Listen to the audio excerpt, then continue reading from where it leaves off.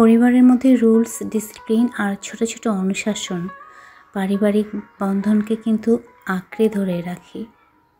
আর এজন্যই প্রত্যেক পরিবারের মধ্যেই রুলস, ডিসিপ্লিন আর ছোট ছোট অনুশাসন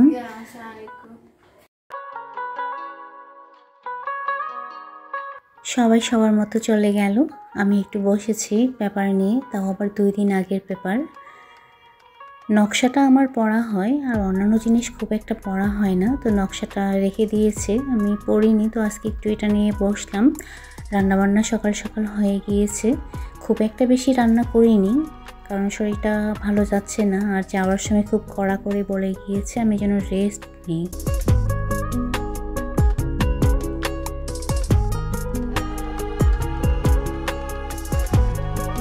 আসলে মানুষ অভ্যাসের দাস। আমাদের স্বাস্থ্য, সম্পদ, সুখ, সাফল্য এই সব কিছুই কিন্তু নির্ভর করে আমাদের প্রাত্যহিক অভ্যাসের উপরে।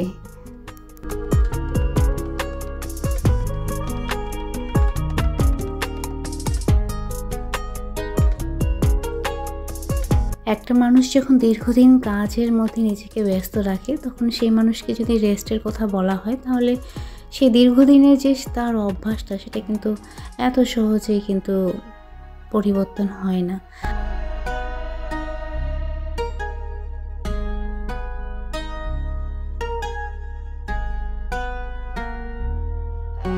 এখানে ঘুঘু এসে বসে থাকে, এজন্য ব্যালকনিতে খুব একটা আসা হয় না, বাট এখন ঘুঘু নাই দেখে আমি আসলাম। তো একটা বাটারফ্লাই ব্ল্যাক কালারের। আমার মার একটা কথা আমার সবসময় মনে পড়ে। আমার মা বলতো যে মানুষের শরীরটা না মেশিনের মতো। মেশিন দীর্ঘদিন চালানোর পরে যদি আমরা মেশিনটাকে অফ রাখি, তখন কি হয়, মরিচা ধরে। দীর্ঘদিন যদি আমরা কাজের মধ্যে নিজেকে ব্যস্ত রাখার পরে প্রপার রেস্ট দিয়ে দিই, তাহলে আমাদের শরীরের মধ্যেও বিভিন্ন ধরনের রোগের জন্ম নেয়, আমাদের শরীরের মধ্যেও মরিচা ধরে যায়।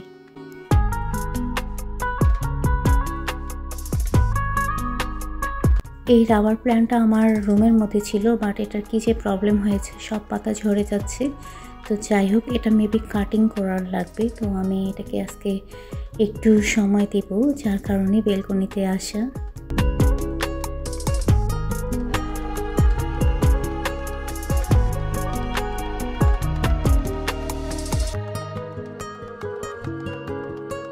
তো ফার্স্ট টাইম এইভাবে কাটিং করে আমি এটা আবার নতুন করে লাগাবো। জানি না এর রেজাল্ট কি আসবে। আমি খুব নেটে সার্চ দিয়ে দেখলাম যে এরকম যখন হয়ে যায়, তখন কাটিং করে ওর ডালটা আবার নতুন করে নতুন জায়গায় লাগিয়ে দিলে আবার নতুন করে কুশি গজায়।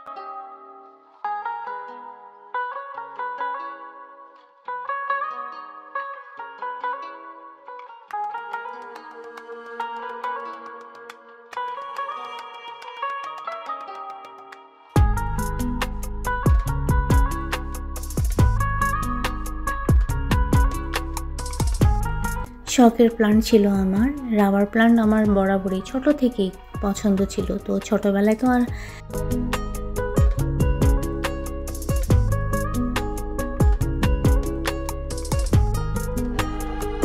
ইদানিং যেহেতু বৃষ্টি হচ্ছে, রোদ খুব একটা হয় না, বাট যেগুলো গাছ একটু উপরের দিকে আছে, এগুলো গাছ সেইভাবে বৃষ্টির পানি আসলে পায় না। তো একটু হালকাভাবে আমি দিয়ে দিচ্ছি।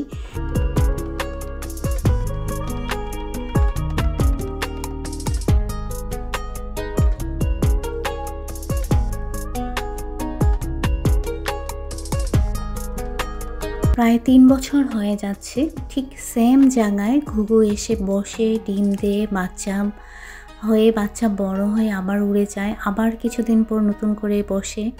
এইভাবেই প্রায় 3 বছর ধরেই ওই জায়গাটার মধ্যে ঠিক সেম পটে নতুন করে ঘুঘু এসে বসে, ডিম দিয়ে বাচ্চা দিয়ে, এইভাবেই চলতেছে।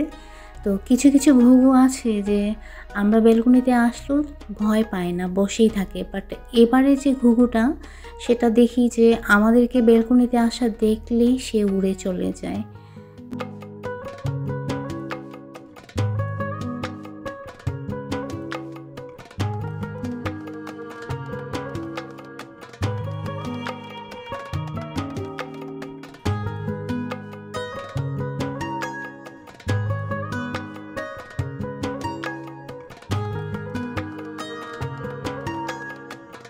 এই ছোট ছোট সিরামিক্সের প্লান্ট পটগুলো আমার খুব শখের। আমি খুব শখ করে এগুলো বিভিন্ন জায়গা থেকে কালেক্ট করেছি।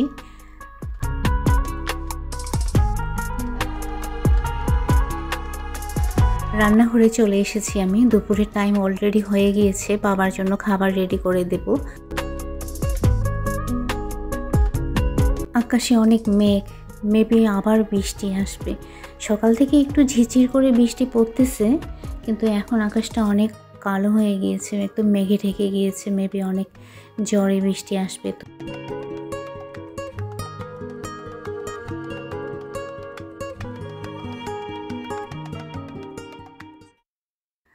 তো বাবার জন্য খাবার রেডি করে দিলাম, বাবার ওষুধও রেখে দিলাম। এখন আমি যাব ছাদে, বৃষ্টি আসবে তার আগে আমি কবুতরের খাবার দিয়ে দেব।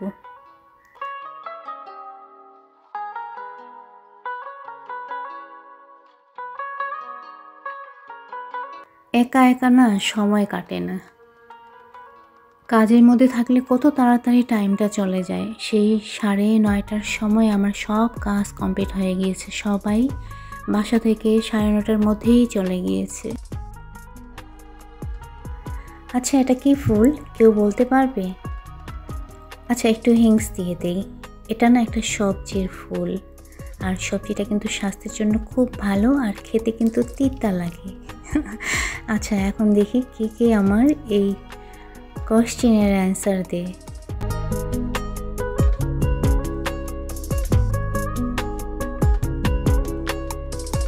তো আমাদের চায়না অরেঞ্জগুলো জানি না কেন এরকম পড়ে যাচ্ছে, কোনোবারও এরকম হয় না, বাট এবারেই কেন জানি গাছ থেকে পেকে পেকে পড়ে যাচ্ছে। আর এগুলো যখন পেকে যায় একবারে অনেক বেশি পেকে যায়, আর সত্যি কথা বলতে কি একদমই তুলতে ইচ্ছে করে না। তো যাই হোক, আমরা কিন্তু দুপুরের খাবার খেয়ে নিয়েছি। এখন বাজে 4:30। আমার ছেলের ফ্রেন্ড এসেছে, ওদের কি জানি PDF না কি করার লাগবে, তো এই জন্যই দুজনে মিলেই আজকে একটু বাসায় ওরা স্টাডি করবে। তো ওদের খাবারটা আমি টেবিলে রেডি করে দিয়েছি। আরে দুষ্টামি করতেছো কেন? কি দিব বাবা আগে বলো তো। কম পছন্দ করে আমি সেই জিনিসটা আগে দেই পাতে, তুমি সহ আজকে ফ্রেন্ডের সাথে সাথে, হ্যাঁ নাও, ফ্রেন্ডের সাথে সাথে যেটা যেটা তুমি খাবা সেটা সেটা তোমার ফ্রেন্ড খাবে, তাহলে সেইভাবে হচ্ছে তুমি নিবা। ওরা মাছের ভর্তা খাও? টাকি মাছ, তুর্য ইলিশ মাছের প্রবলেম। ঠিক আছে, নাও তুমিও শুরু করো।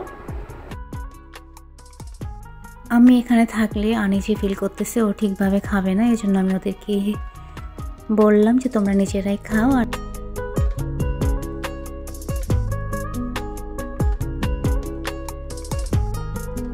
ছাদে এসেছি আমি, ভাবলাম যে পেয়ারা পেকেছে নাকি পেয়ারা তুলবো, বাট পেয়ারাটা আর 2 দিন গেলে তারপরে তোলা যাবে। তো এদিকে ওরা এখনও পড়তেছে, তো আমি মালটা নিয়ে আসলাম গাছ থেকে, মালটা কেটে দেব। আর এরই মধ্যে আমি একটু রুটি বানিয়ে নিয়েছিলাম, রাতে তো আমরা রুটি খাই, আর একটু বেশি করে বানিয়ে নিয়েছি কারণ বাবার বাসায় যাব। তো বাবার বাসায় রাতে যাব যেহেতু, তো রুটি নিয়ে যাব। আর মুরগির মাংস রান্না করেছিলাম, তো ভাবলাম যে মুরগির মাংসের সঙ্গে রুটিটা একটু নিয়ে যাই, তাহলে বাবা আর মা খেতে পারবে। আর আমার মেয়েকে বললাম নুডলস রান্না করে দিতে, ও নুডলস রান্না করেছে, ও নুডলসটা বেশ ভালোই রান্না করে। তো আজকের ব্লগ আপনাদের কেমন লাগলো অবশ্যই কমেন্ট করে জানাবেন। আর হ্যাঁ, আমি কিন্তু একবারও ভিডিওতে লাইক বা কমেন্ট বা সাবস্ক্রাইব এগুলো কোনো কিছুই বলিনি। তো আপনাদেরকে রিকোয়েস্ট করব, যদি ভিডিওটা ভালো লেগে থাকে তাহলে প্লিজ ভিডিওটাতে লাইক করবেন, কমেন্ট করবেন, আর যারা সাবস্ক্রাইব করেননি তারা প্লিজ সাবস্ক্রাইব করে